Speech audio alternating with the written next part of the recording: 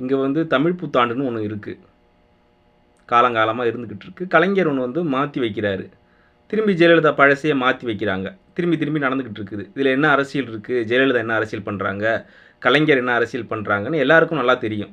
அதான் அரசியல் புரிதல் இருந்தால் எல்லாருக்கும் நல்லா புரியும். இடதுசாரியோ இல்லை வலதுசாரியோ இல்லை தமிழ் தேசியவாதியோ, இதில் எல்லாருக்குமே இதில் என்ன அரசியல் நடந்துக்கிட்டு இருக்குது எல்லாம் தெளிவாக தெரியும். ஆனால் நம்ம அண்ணன் சீமான் மட்டும் இதில் வந்து ஓலாக்கதை விடுவார். அதாவது ஒரு பழம்பெருமை அடிப்பார்.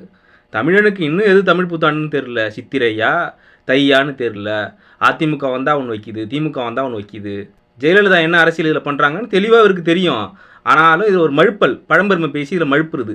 அதிமுக வந்தால் ஒன்று வைக்கிது, திமுக வந்தால் ஒன்று வைக்கிது, அதனால் தமிழனுக்கு தமிழ் புத்தாண்டு எதுன்னு தெரியல அப்படின்னு ஒரு மழுப்புறாப்புல பழம்பெருமை பேசி.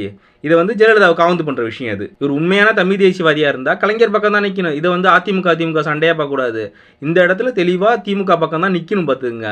இவரே ஒரு இடத்துல சொல்லுவார், தை தான் அப்படிங்கிறதான் சொல்லுவார். பிரபாகரனே கொண்டு வந்துட்டார் 20 வருஷத்துக்கு முன்னாடி அப்படிலாம் சொல்லுவாப்புல.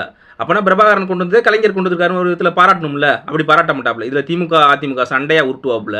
இவர் சொல்கிறால தமிழை எவ்வளோ பழமையான சமூகம், அவனுக்கு தமிழ் புத்தாண்டே எதுன்னு தெரியல, திமுக வந்து தான் வைக்கணுமா, திமுக அதிமுக சண்டையில் அப்படிலாம் கேள்வி கேட்குறாருல இவர். இப்படி பிரபாகரன் சொல்கிறப்ப கேட்க முடியுமா நம்ம? பிரபாகரன் வந்தால் நமக்கு தமிழ் புத்தாண்டு எதுவும் சொல்லி தரணுமா? அப்படி கேட்க முடியாதுல்ல. ஏன்னா தமிழ் புத்தாண்டு இங்கே இல்லை, ஏதோ ஒன்று அகாசுகா பண்ணி ஏதோ மாற்றி வச்சுருக்கானுங்க. அப்போ அதை வந்து பிரபாகரன் மாற்றுறாரு. அதே மாதிரி தான் கலைஞரும் மாற்றிருக்காரு. அந்த கிரெடிட்டை கொடுக்கக்கூடாது பார்த்துங்க கலைஞருக்கு. அந்த எண்ணம் தான் இது. அதனால தான் அந்த மழுப்பல் போடுறது இந்த இடத்துல.